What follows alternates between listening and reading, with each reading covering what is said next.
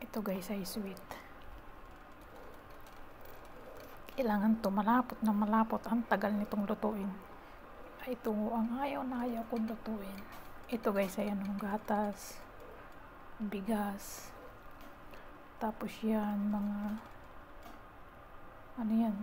carrots na pula. Tapos lalagyan ko ng gatas tsaka asukal. Yan. Kailangan malapot na malapot siya. Kasi may bisita kami bukas. Kaya nagluluto ako ng sweet. Ito na siya guys. Luto na. Yan. Ilalagay ko na sa bowl.